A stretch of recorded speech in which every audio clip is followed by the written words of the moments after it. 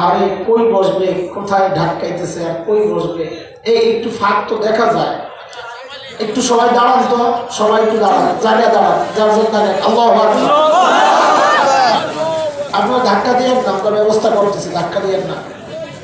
এবার প্রত্যেকের সামনের ফাঁকা জায়গা পুরো করে বসে, ধাক্কা দিয়ে না আপনারা, আমরা ব্যবস্থা করতেছি। যারা আপনাদেরকে একটু সুযোগ করে দিতেছে তাদেরকে কষ্ট দিয়েন না। ভিতরে আরেক মুসিবত হবে।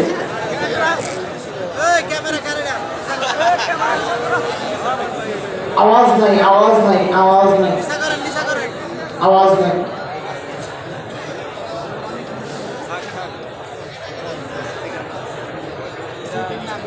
এই এই এই বাচ্চারা, তোমরা এই চিপায় ঢুকে যাও না। এই যে এই পর্দা ঘেঁষে দাঁড়ায় থাকো, ওই চিপায় দাঁড়ানোর দরকার কি? এই সাইড পর্যন্ত আসতে থাকো। দাঁড়াও তো, এখানে দাঁড়াও, আমার কাছাকাছি এসে দাঁড়াও না। হ্যাঁ মাশাআল্লাহ, ভাই একটা নিয়ে উঠে গেছে, মাশাআল্লাহ। আরো ধাক্কা ধাক্কির দরকার কি? এদিকে ঢুকো, ঢুকো, ভিতর কাছে আসো। আরো এত দূর থেকে তুমি কি রেকর্ড করবা? এমনি কালা বেড়া, এত দূর থেকে রেকর্ড করলে তো মানুষ করবো আফ্রিকার থেকে হুজুর আছে।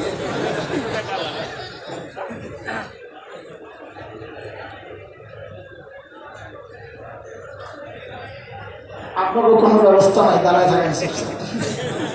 ওদিকের অবস্থা কাহিনী বুঝা দেখছি, ওই যাইব না। ভিতরে বইয়ে যদি শুনি তো ইউটিউবে তো দেখতে পারি, পাবলিক ইউটিউব বুঝি ভালো করে। হ্যাঁ আচ্ছা ঠিক আছে, বেশিক্ষণ নেব না, অল্প সময়ের মধ্যে শেষ করে দেবো ইনশাআল্লাহ তাআলা। আপনারা দোয়া করতে থাকেন, আমার শরীর ভালো না। আজকে এক সপ্তাহ থেকে গলা যে বসছে আর ভালো হয় না। এমনি তো গলা ভাঙ্গা মানুষ, আমি সারা জিন্দগি গলা ভাঙ্গা। আবার এটা মনে করেন না যে এখন ফাঁকি দেওয়ার জন্য এই কথা বলতেছি। আমি বয়ানে হাজিরা দিই না, যত ভাঙ্গাই হোক আমার কথা শেষ করুন। আমার মাথায় একটা যে ফাটা বাঁশ দিয়ে যদি বাইরানো যায় তো ফাটা গলা দিয়েও চিল্লানো যাবে ইনশাআল্লাহ। ঠিক আছে না ইনশাআল্লাহ? হয়তো আপনাদের শুনতে খুব একটা ভালো লাগবে না, ওই শুনতে ভালো লাগার জন্য আমি কথা বলি না, ওই যোগ্যতা আমার নাই। ওইটা ওর টনটনে গোলা লাগে, কুকিল কণ্ঠী। বাপরে বাপ, ইউটিউবওয়ালারা লেখে কুকিল কণ্ঠে অমুক দেশ জয় করলেন যেই বক্তা, সুবহানাল্লাহ, যার ওয়াজ শুনে হেলিকপ্টার ঠেঙা গেছে। দিবি না ভাই? আমি দরকার তো করে, তোরা আমরা আরো বিপদে ফেলাইছ, আল্লাহ মাফ করে দেবে না। দোস্ত, কোরআন আল কারীমের কয়েকটা আয়াত আমি তেলাওয়াত করেছি। আল্লাহর কাছে তৌফিক চাই যেন এই আয়াতগুলোর উপর এমন কিছু কথা আল্লাহ বের করে দেন যে আমার নিজের জন্য হেদায়েতের কারণ হয়, সাথে আপনাদের সবার জন্য। আমি না একটু আসতে বলেন না? আমি তো মনে করতেছি যে দোয়াটা আমাদের খুশি হন নাই। খুশি হলে জোরে শরীর বইলে আমারও খুশি লাগে, বুঝলেন? আল্লাহ তাআলা ডাকতেছেন, ও মুতমাইন নফস। মুফাসসিরিন কিরামের বক্তব্য আছে নানান ধরনের। মুতমাইন নফস কারা? তো আমাদের হাকিমুল ইসলাম কারি তৈয়ব রহমতুল্লাহ আলাইহি, যিনি দারুল দেওবন্দের প্রায় 50 বছরের প্রিন্সিপাল ছিলেন, মোতামিম ছিলেন, হযরত লেখেন মুতমাইন নফস হচ্ছে ওই ব্যক্তি। আরে বুঝুয়ার মোতামিম সাহেব বাইরে গেছে।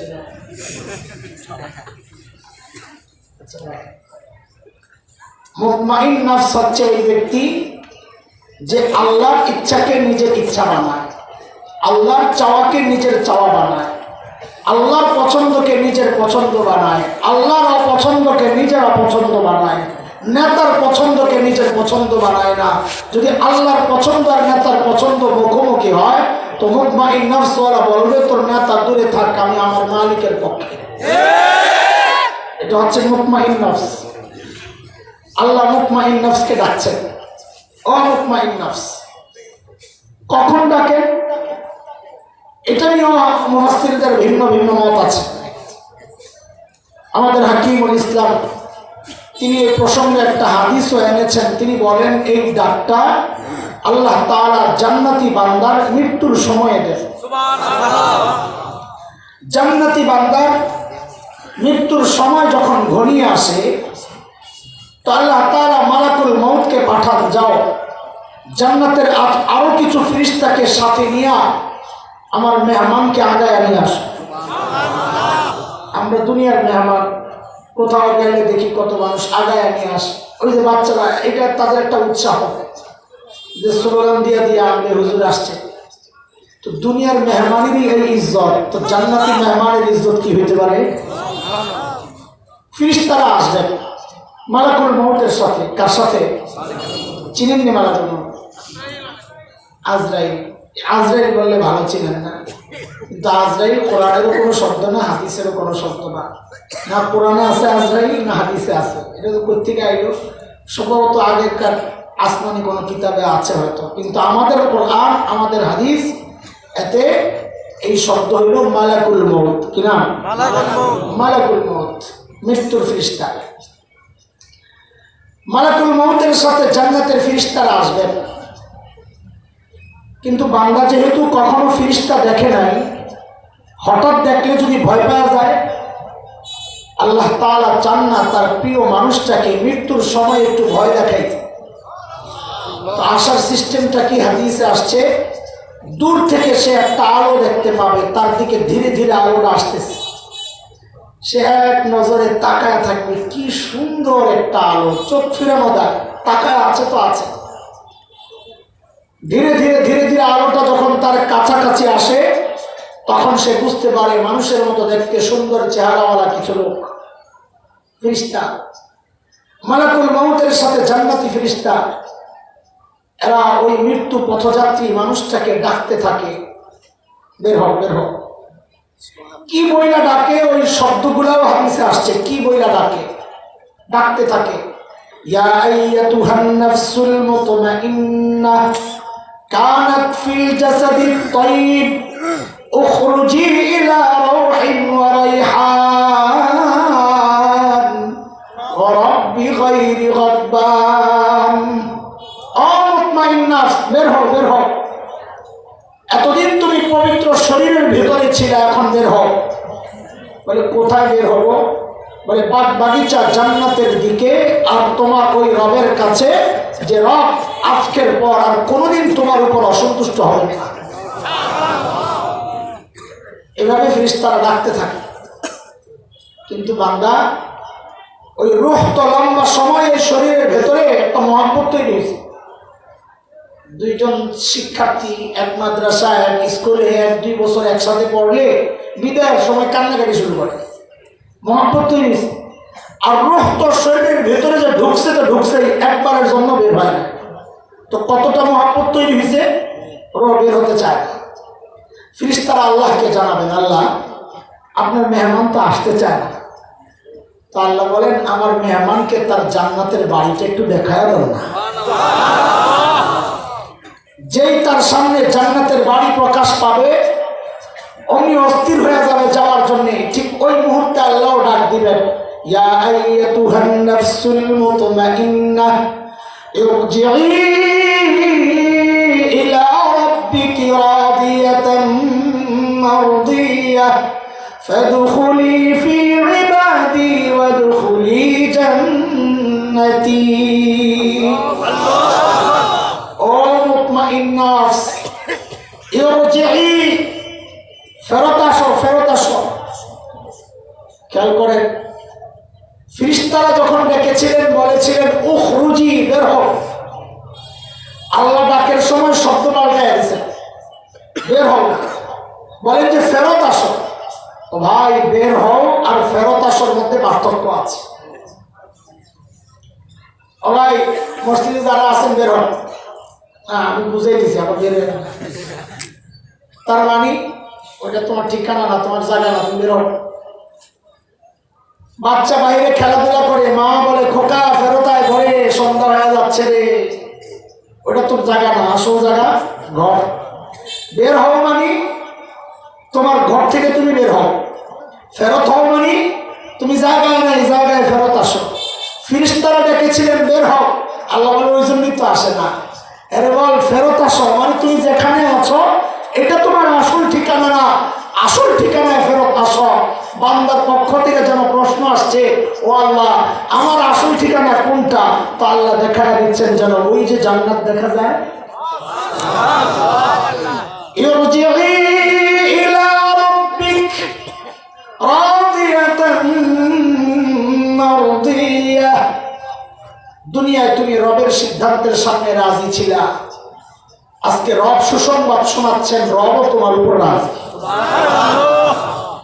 রাজি তো হয়েছেন, তো পুরস্কার দেন। আল্লাহ বলে লও পুরস্কার, জান্নাতে ঢুকে যাও।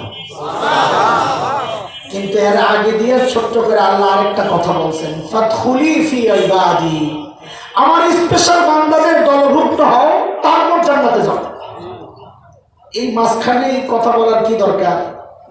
হ্যাঁ, আল্লাহ বান্দারে একটু পেরেশান করতে চান না। নতুন জামাই শ্বশুর বাড়িতে যখন যায়, জামাইরে শ্বশুর শাশুড়ি কত আদর করে, তাই না? কথাই তো আছে জামাই আদর। এখন আপনাদের এলাকায় করে না? করে না? করে? কথাও বলে না। রাগ করছেন শ্বশুর শাশুড়ি, যৌতুক দেয় নাই, তাই না? খাট পালন দেয় নাই, না ব্যবসা লেগে লাখ টাকা দেয় নাই, তাই না? খুবিস কথা। আদর করে কি করে না? সবচেয়ে বেশি আদর করেন কে? শাশুড়ি। কয়টা দেয়? কি পোল্ট্রি বাস, একটু মজা কয়দিন খাইছে আর মারি ভুলে গেছে। সবচেয়ে বেশি আদর কে করে? সবচেয়ে বেশি আদর দেখান শাশুড়ি। বলেন ঠিক করে আমার সাথে। সবচেয়ে বেশি আদর দেখান কে? সবচেয়ে বেশি আদর করেন কে? এই পার্থক্য যে পোড়া কপাল বুঝে না, ওই গন্ডগোল লাগায়। ওই ভাবে শাশুড়ি এত কিছু খাওয়ায়, আমার মা তো আমার এত কিছু খাওয়ায় না। দাদা শাশুড়ি কত আদর করে, শাশুড়ির মাইয়ারা একটু ছেড়ে দিয়ে দেয়। আরে এটা তো আমি খুব উপলব্ধি করি। আমার শাশুড়ি আমাকে অনেক আদর করে, ধনী মানুষ, অনেক আয়োজন করে। আর আমিও বন্ধ আদর কেমনে লইতে হয় ওই ভুমবাং ভালো জানি, তো খুব আদর করে। তা আমি মনে মনে বলি, যতই খাওয়ান আর যতই আদর করেন, আমার মার চেয়ে বেশি আদর আপনি করেন না। আমি গরিবের ছেলে, আমার মা আমাকে অত কিছু খাওয়াইতে পারেন নাই, সামর্থ্য ছিল না। কিন্তু তার মানে এটা না আদর কম পাইছে।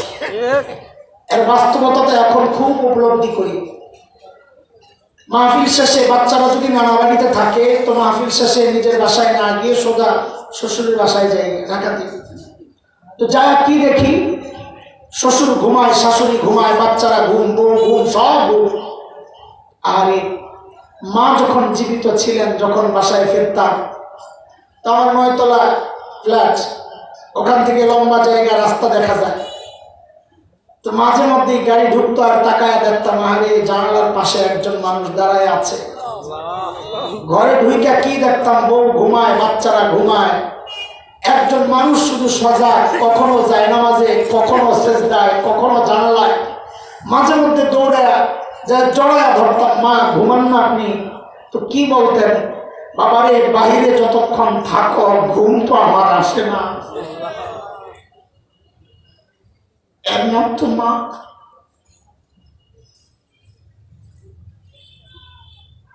কপাল থাকলে নিজের জান্নাত বানা, থাকলে নিজের জান্নাত বানা, হারাইলে আমার মতো আফসোস করবে। আমার মা যেদিন ইন্তেকাল করেন, সবাই কান্না করতেছে, আমিও কাঁদতেছি। বোনরা মনে করছে আমি একটু শক্ত থাকবো, সবাই সান্ত্বনা দিব। আমার বড় বোন বলে, তুমি কেন কান্না করো, সব তোমার কান্না দেখলে সবাই তো মারা যাবে। তা আমি বলি, বোন রে, মা চলে গেছে, আমি ওই জন্য কাঁদতেছি না, আমি কাঁদতেছি হায় রে, বিপদে পড়লেই তো দৌড়ে আসতাম মার কাছে, মা একটু একটু চাইয়ালো না আমার জন্য কিছু চাইয়ালো না। আল্লাহর কাছ থেকে ডাইরেক্ট চাইয়া আইনে আমার দেওয়ার জন্য তো আর কেউ নাই দুনিয়ায়। কে আল্লাহর কাছ থেকে চাইয়া আনবে? আমি তো কাঁদছি এই জন্য। যাই হোক, সেটা ভিন্ন বিষয়, ওই বিষয়ে আলোচনা করা আমার মাকসাদ না। তো শ্বশুর বাড়িতে জামাইকে এত আদর করা সত্ত্বেও, নতুন জামাই যখন শ্বশুর বাড়ি রওনা দেয়, ছোট ভাইটাই থাকলে সাথে নিয়ে নেয়, চাচাতো মামাতো ফুফাতো খালাতো কাজিন কাউকে নিয়ে নেয়। অজানা আশঙ্কার কারণে একটা ভয় ভয় লাগে, কেমন কেমন লাগে, আনইজি লাগে, নিয়ে নেয়। আল্লাহ তাআলা যখন বান্দাকে বলেন বান্দা জান্নাতে ঢুকো, বান্দার ভেতরে আবার ওই ভয় কাজ করে কিনা যে এত বড় জান্নাত আমি একা একা কেমনে থাকবো, কই যাবো। তো আল্লাহ বলে বান্দা তুই ভয় পাইস না রে, তুই একা না, আমার আরো স্পেশাল বান্দারা আছে, ফাদখুলি ফি ইবাদি, তুই ওদের দলভুক্ত হইয়া তোরা সবাই মিলা জান্নাতে ঢুকে যা। অদুস্ত জীবনের টার্গেট ঠিক করে, এক একজন এক একটা টার্গেট বানাইছি। কেউ কমিশনার হয়, কেউ এমপি হয়, কেউ মন্ত্রী হয়, কেউ বাড়িওয়ালা হয়, গাড়িওয়ালা হয়। এক একজনের এক একটা টার্গেট, ওই টার্গেটকে সামনে রেখে সে তার জীবন কাটাচ্ছে। কিন্তু ইমানদারের জীবনের টার্গেট তো এইটাই হওয়ার কথা, এইটাই হওয়া দরকার যে আমাদের মৃত্যু যেন হয় ওই অবস্থায় যে মৃত্যুর সময় মালিক ডেকে বলেন ওরে বান্দা আমি তোর উপর রাজি। চাই নাই মৃত্যু, কথা বলেন। আমার নিজের কথা শুনে এক সময় আল্লাহর কাছে খুব দোয়া করতাম, আল্লাহ সেজদা অবস্থায় মৃত্যু দিও, আল্লাহ তোমার কালামের তিলাওয়াত অবস্থায় মৃত্যু দিও, আল্লাহ তোমার ঘরের তওয়াফ অবস্থায় মৃত্যু দিও, আল্লাহ জিহাদের ময়দানে এমন মৃত্যু দিও যে আমার লাশটাও খুঁজে না পাওয়া যায়, ছিন্ন বিচ্ছিন্ন হইয়া গোটা ময়দানে ছড়াইয়া ছিটাইয়া থাকে, আল্লাহ ওই মৃত্যু দিও। খুব দোয়া করতাম। কাবার গিলাফ ধরে কাবার দরজায় চৌকাঠে ঝুলে ঝুলে কত চিৎকার আর কান্না যে আমি করছি। হঠাৎ একদিন মাথায় ঢুকলো, আরে দোয়া যা করতেছি ঠিক আছে নাকি একটু ঘোরায়া করা দরকার, কেন পেস লাগছে আমার, এটা আমার নিজের উপলব্ধি, এটা ভুল হইতে পারে। পেস লাগছে হচ্ছে হয়তো আল্লাহ আমার দোয়া কবুল করলেন, আমাকে সেজদা অবস্থায় মৃত্যু দিলেন, কিন্তু আল্লাহ আমার উপর রাজি না, তো আমার ওই সেজদার কি দাম? আমি তিলাওয়াত অবস্থায় মৃত্যুবরণ করলাম কিন্তু আল্লাহ রাজি না, তো ওই তিলাওয়াতের কি দাম? তওয়াফ অবস্থায় মৃত্যুবরণ করলাম কিন্তু আল্লাহ রাজি না, ওই তওয়াফের কি দাম? বরং আমি ঘরে ঘুমাইতে ঘুমাইতে মৃত্যুবরণ করেছি, আমার মালিক আমার উপর রাজি, তো আমি তো জান্নাতি। খাইতে খাইতে মৃত্যুবরণ করেছি, আমার মালিক আমার উপর রাজি, তো আমি তো জান্নাতি। তখন থেকে দোয়া পাল্টাইছি, আল্লাহ এমন মৃত্যু দিও, এই অবস্থায় মৃত্যু দিও যে তুমি আমার উপর রাজি। ও ভাই বলেন সবাই এই মৃত্যু চাই কি চাই? সবাই চাই আলহামদুলিল্লাহ, ইনশাআল্লাহ সবাই চাই না ইনশাআল্লাহ, আল্লাহ কবুল করেন। কিন্তু আমি আপনি চাইলে কি হবে না, আল্লাহ চাইতে হবে। এক পক্ষের চাওয়ায় হয় কিছু। রাস্তায় পাগল একটা খুব লাফাইতেছে খুশি, হ্যাবুল্লাহ ভাই দেখছেন, দেখে বলে তুই এত লাফাইতেছিস এত খুশি কেন তোর আজকে? ভাই কাম তো সারছে। কি কাম সারছে? বলে মন্ত্রী সাহেবের মেয়ের বিয়ে করতেছি, বিয়ে ঠিক। হ্যাবুল্লাহ ভাই বলে আরে পাগল, আগে জানতাম তুই পাগল, এখন তুই পাগলেরও মাথা খারাপ, মন্ত্রীর মেয়ের বিয়ে করতেছিস। এত মাদুরি দেখেন না, কাম অর্ধেক আগায় গেছে, কাম অর্ধেক আগায় গেছে দিয়া। ওই কি কাম অর্ধেক আগাইছস? আমি রাজি। কি বুঝেন নাই? বিয়ার জন্য কয়জনের রাজি লাগে? তা আমি যদি রাজি হই অর্ধেক শেষ কিনা? খুশি লাগাইতেছে, অর্ধেক কাম তো আগায় গেছে, আমি তো রাজি, বাকি অর্ধেক তো হয়ে গেলে কামসা। এই খুশি লাগাইতেছে, আমরা তো ওই পাগল মার্কায় লাফাইতেছি খুশি। আমরা চাই আল্লাহ ওই মৃত্যু চাই। আরে আমি আর তুমি চাইলে হবে না, আল্লাহ চাওয়া লাগে। তো আল্লাহ কখন চাইলেন? দুইটা কাজ আমাদের করতে হবে। কয় কাজ? ও ভাই আমাকে যারা চিনেন তারা তো জানেনি, না চিনেন যারা তাদেরকে বলি উড়াদুরা কথাবার্তা আমি পারি না, বলতেও পারবো না। এই টাইমটা আপনাদের, এই সময়টা আমাদের জন্য আমানত। উল্টা পাল্টা কথাবার্তা বলে টাইম পাস করলে এই সময়ের হিসাব আল্লাহর কাছে আমার দিতে হবে, আমি খেয়ালত করে নেওয়ালা হয়ে যাব। এই জন্য যতক্ষণ আছি কথা যা বলি খেয়াল করে শুনবেন এবং মুখস্থ করবেন। এখান থেকে প্রত্যেকটা কথা নিয়ে যাবেন, যেন এমন না হয় যে মাহফিল থেকে বের হইলাম তো ভুলে গেছি আজকের কি আলোচনা হয়েছে, এমন যেন না হয়। একদম মাদ্রাসাওয়ালা দাওয়াত দিছে, আমরাও মাদ্রাসাওয়ালা, আমাদের মূল পেশা পড়ানো, ওয়াজ করা, এটা আমার মূল পেশা না। বড়দের ধাক্কায় বেরিয়েছি নামছি। আমি তো মাদ্রাসায় ছিলাম, মাদ্রাসায় থাকবো, ভবিষ্যতে মাদ্রাসায় ফেরত যাব। ওই রাস্তায় রাস্তায় হাইটাই ওয়াজ করা আমার কাজ না। তো ছাত্রদেরকে যেভাবে পড়াই বয়ান ওইভাবেই করি, বুঝতে বুঝতে আগাবে, একটু একটু করে বুঝবেন আর আগাবে, পুরো দূরে কোনো কথাবার্তা চলবে না ইনশাআল্লাহ। কয় কাজ করতে হবে বলেন? পড়া মুখস্থ কয় কাজ? এক নম্বর মালিককে রাজি করতে হবে। বলেন তো এক নম্বর কাজ কি? আচ্ছা, নদীতে মাছ ধরতে নামছেন, শৈল মাছ ধরা তো খুব কঠিন কাজ, তাই না? নাকি জানেন না? শৈল মাছ ধরা কি সহজ কাজ না কঠিন কাজ? সবচেয়ে সহজ ধরা হলো বেদা মাছ, মেনি মাছ বলে। বেদা মাছ চিনে? শুয়ে থেকে চুপচাপ দুইটা আসতে উঠান যায়, কিন্তু চান্স পাইলে পেটের মধ্যে একটা আছে, ওটা মাইরা দেয়। ব্যাককল সাজে, আসলে ব্যাককল না। কিন্তু শৈল মাছ অল টাইম সন্ত্রাসী, এটা সহজে ধরা যায় না। ধরাটা যতটা কঠিন, পানির উপরে ওঠায়া ব্যাগ পর্যন্ত পৌঁছানো ওটা আরো বেশি কঠিন। তা আপনি শৈল মাছ ধরা ব্যাগে ঢুকাবেন, এর মধ্যে টুক করে বাইরে গেছে একদম নদীতে।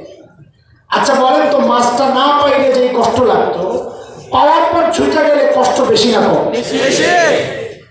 তো আল্লাহকে রাজি করবো, এক নম্বর কাজ কি?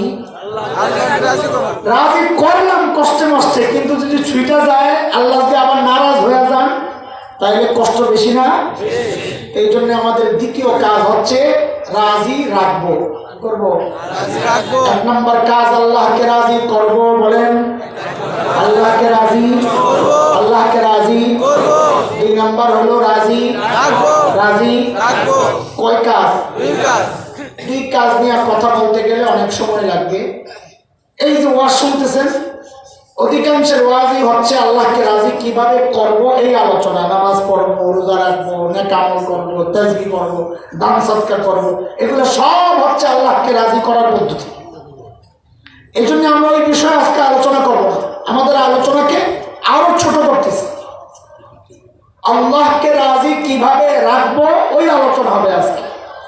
আমাদের আজকের আলোচনা কি? আল্লাহকে রাজি রাখবো। আল্লাহকে রাজি কিভাবে রাখবো? বলে আল্লাহ নারাজ হয় কি কারণে? বান্দা যখন গুনাহ করে আল্লাহ নারাজ হয়ে যায়। বান্দা গুনাহ করলে আল্লাহ, শয়তান খুশি হয়ে যায়। আল্লাহ নারাজ হন, শয়তান খুশি হয়ে যায়। তো গুনাহ করলে যেহেতু আল্লাহ নারাজ হন, তো আল্লাহকে আমরা রাজি রাখবো কিভাবে? গুনাহ ছেড়ে দেব। বলে আল্লাহকে রাজি রাখবো কিভাবে? গুনাহ ছেড়ে দিই। কিন্তু সমস্যা আছে, আমাদের সাথে যুবকদের সম্পর্কটা একটু বেশি। আমি Dhaka university, BUET, Dhaka college, Dhaka city কলেজে সবগুলোর মাঝখানে তো আমি থাকি। তো ওরা সব এদিকে জমা পড়ে বেশিরভাগ, যারা দিনদার। তো ওদের সম্পর্ক আমার সাথে খুব, আয়সা খুব বলে, ওস্তাদজি ইউনিভার্সিটির অবস্থা তো বুঝেন, গুনাহ ছাড়তে চাই কিন্তু পারি না, গুনাহ ছাড়তে চাই কিন্তু পারি না। এই অভিযোগ আর দিলের এই ব্যথা অনেক মানুষের মধ্যে পাওয়া যাবে, যে গুনাহ তো ছাড়তে চাই কিন্তু পারি না। এই জন্য আমাদের আলোচনার বিষয়টা আরো ছোট্ট করতেছি, আরো নির্দিষ্ট করতেছি, সুনির্দিষ্ট। সেটা হচ্ছে গুনাহ ছাড়ার সহজ পথ, গুনাহ ছাড়ার সহজ রাস্তা। বলেন আজকের আলোচ্য বিষয়ে এতক্ষণ লাগাইয়া কি ঠিক করলাম? গুনাহ ছাড়ার সহজ রাস্তা। বলেন তো বলেন আবার, মুখস্থ করেন, মুখস্থ। গুনাহ ছাড়ার সহজ রাস্তা। গুনাহ কেন ছাড়বো? আল্লাহকে রাজি রাখবো। গুনাহ কেন ছাড়বো? আল্লাহকে রাজি রাখবো। বলে আল্লাহকে রাজি কেন রাখবো? যেন মৃত্যুর সময় মালিক দেখে বলেন, বান্দা আমি তোর উপর রাজি। পড়া মুখস্থ হয়েছে তো? আছে তো আলহামদুলিল্লাহ। গুনাহ ছাড়ার সহজ রাস্তা অনেক বড়রা বলেছেন, কিতাবে আছে। অতগুলো বলার সময় তো নাই আমাদের। আমি সংক্ষেপে কয়েকটা বলবো ইনশাআল্লাহ, গনে গনে। এক নাম্বার জিজ্ঞেস করবো আবার, ওই কিসের এক নাম্বার? পড়াশোনা তো হবে না, বলেন 1 নাম্বার, কিসের 1 নাম্বার? গুনাহ ছাড়া। বলেন আবার, গুনাহ ছাড়া সহজ রাস্তা 1 নাম্বার। মনোযোগ আছে নি? আচ্ছা, মনোযোগ না থাকলে কিন্তু সব মিস হবে। শুনেও সুন্দর লাগবে না, ভালো লাগবে না, আর পড়াও বুঝলেন না, তো আমও গেল সালাও গেল, এমনটা যেন না। এই যে এখানে বসে আছেন, গুনাহ করতেছে? গুনাহ করেন না। গুনাহ যে ছাড়ছেন কষ্ট লাগে? কষ্ট লাগতেছে না। ও, তাইলে তো কাজ ফিটিং হয়েছে। সেটা হইলো আমরা গুনাহ ছাড়ছি সবাই, কিন্তু কষ্ট লাগে না। তাইলে নিশ্চয়ই এখানেও কোনো কারণ আছে, যে কারণের কারণে আমরা গুনাহ তো ছেড়ে দিছি, কিন্তু আমাদের কষ্ট লাগতেছে না। ওই কারণগুলো কি? ক্যামেরা, কথাটা। ওই কারণগুলো হলো মাইক, ওই কারণগুলো হলো প্যান্ডেল, ওই কারণগুলো কি? খুঁজে খুঁজে আমরা পেয়েছি। কারণগুলো হচ্ছে নেককাররা যখন একসাথে থাকে তখন গুনাহ ছেড়ে দেওয়া সহজ। কথা ঠিক আছে? এই জন্য দোস্ত, গুনাহ ছাড়ার 1 নম্বর সহজ রাস্তা, নেককার আল্লাহওয়ালা বুজুর্গের সোহবতে যাও, আলেম ওলামাদের কাছে যাও, বেশি বেশি সম্পর্ক করো। আল্লাহর কসম খায়া বলি, দিল পাল্টায়া যাবে, গুনাহ ছেড়ে দেওয়া সহজ হয়ে যাবে। 2টা উদাহরণ দেই, মনোযোগ আছে তো? এই যে আমাদের কোন কোন ভাই পাগড়ি পরছেন, পাগড়ি।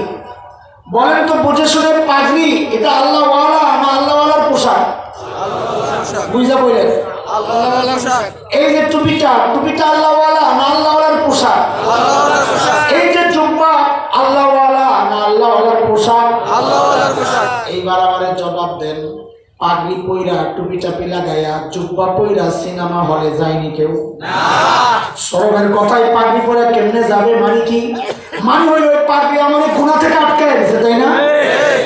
আল্লাহওয়ালার পোশাক যদি গুনাহ থেকে আটকায়, আল্লাহওয়ালার পোশাক খালি এর সাথে আমার সাথে সম্পর্ক খালি একটু লাগছি, লাগার কারণেই এই গুনাহ থেকে আমি বাইচা গেছি। তাইলে সরাসরি আল্লাহওয়ালার সাথে সম্পর্ক করলে গুনাহ করা তো অসম্ভব হয়ে যাবে। কথা বুঝতেছে? আরেকটা উদাহরণ দিই, শোনেন। আমাদের নানা বাড়িতে একটা তেঁতুল গাছ ছিল, তেঁতুল গাছ।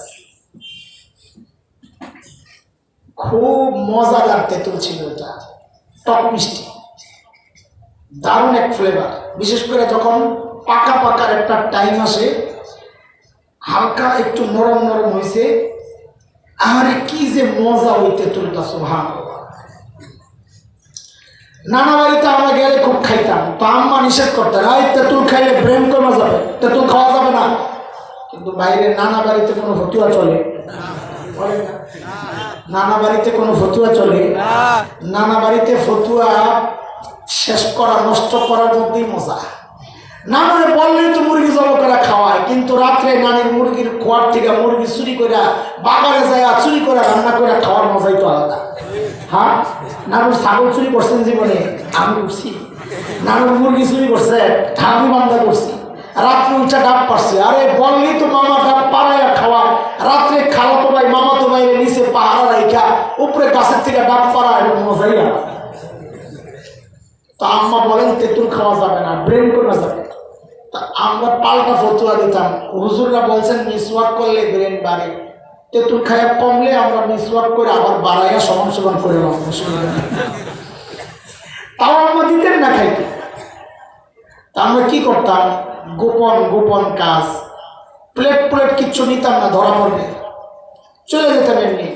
কিন্তু যাওয়ার সময় ঘরের থেকে একটু ধনিয়া পাতা লয়ে নিতাম, আর 2টা পোড়া মরিচ লয়ে নিতাম। পোড়া মরিচ, একটা চাকু লইয়া গায়ে দূরে যায় কলা পাতা কাইটা ওটাকে সুন্দর করে ধুইয়া তেঁতুল গোপনে পাইরা বাগানের ভিতরে, লম্বা বাগান, ওই জঙ্গলে যাইয়া কলা পাতার মধ্যে তেঁতুল গুলা রাইখা ধনিয়া পাতা গুলারে কিচি কিচি কিচি করে কাইটা, এরপরে তেঁতুলরে ধরছে কিচি কিচি করে যখন কাটি, আর কাটার সময় তো জিব্বা ভইরা শেষ।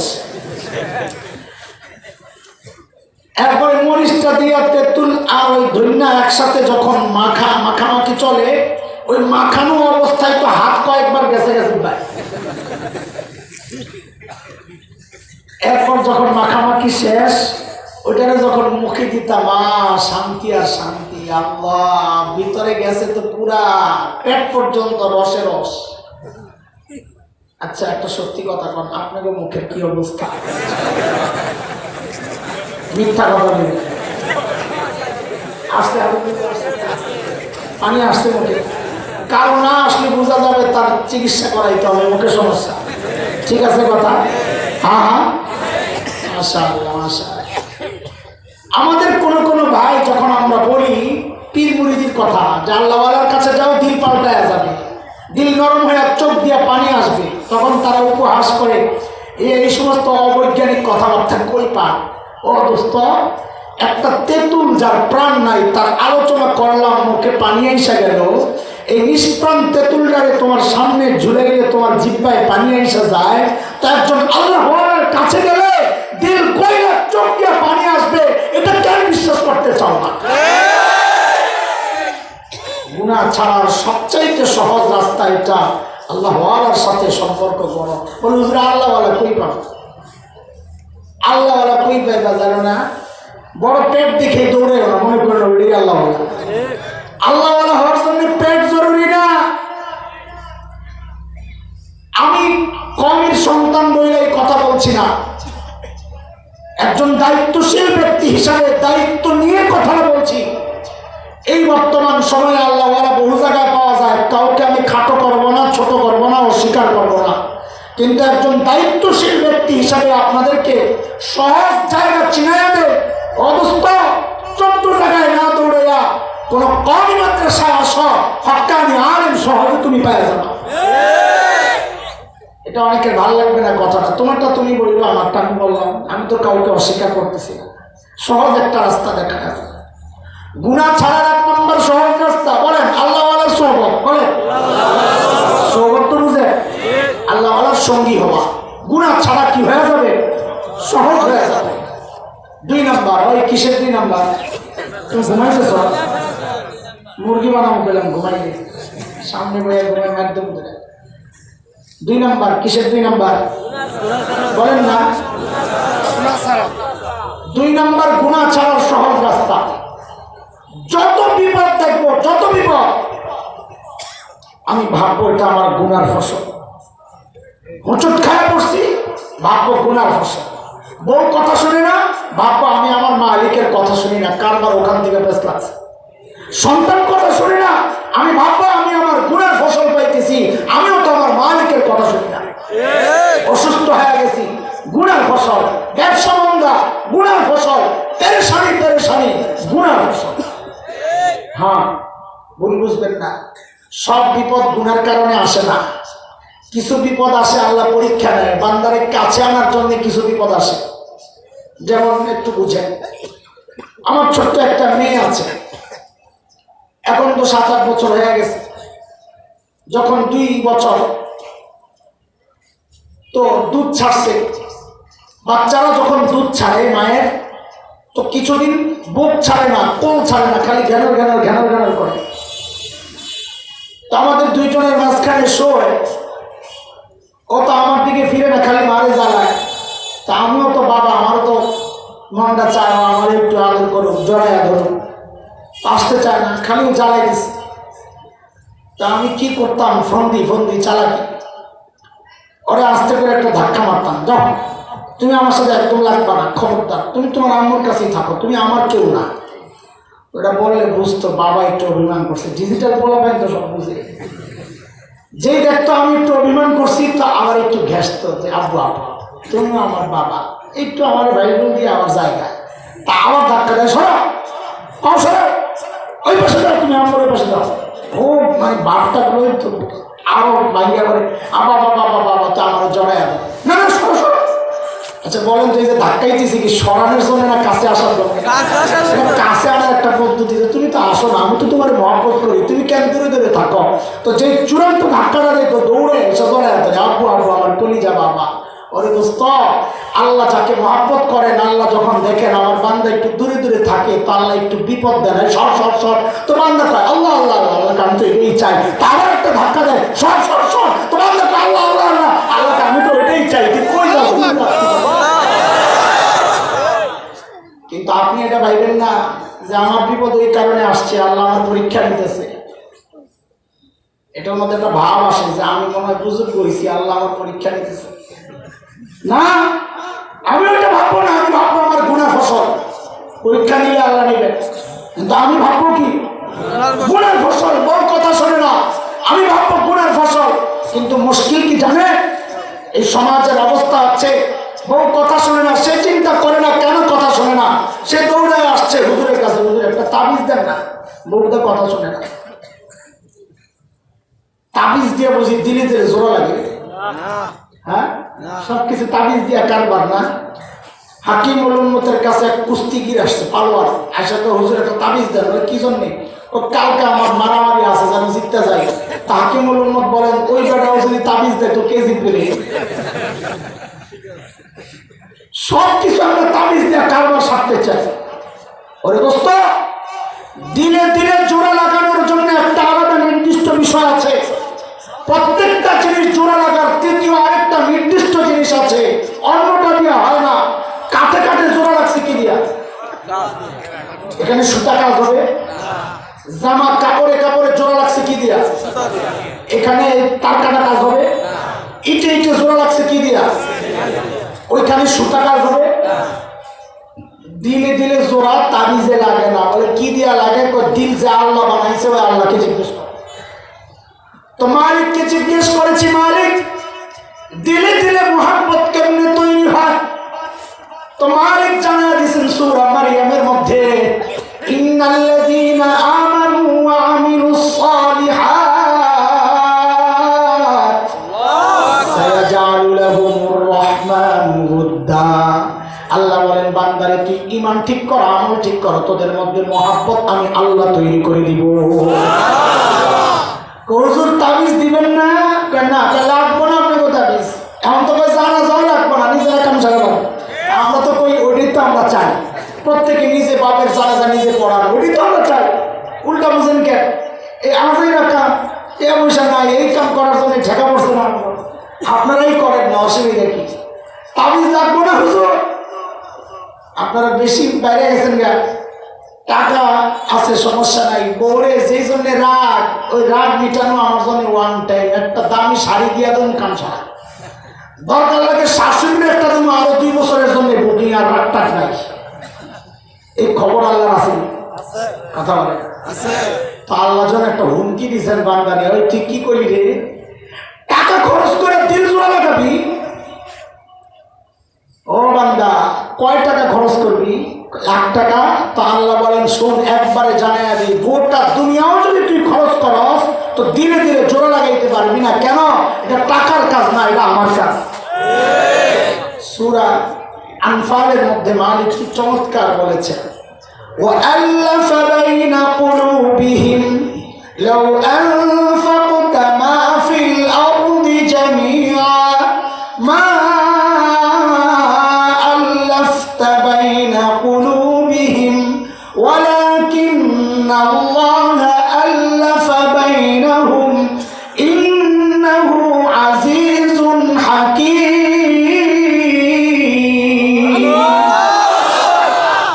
আল্লাহ কই দিলে দিলে জোড়া আমি লাগাই, সারা দুনিয়া খরচ করলেও দিলে দিলে জোড়া লাগাইতে পারি না।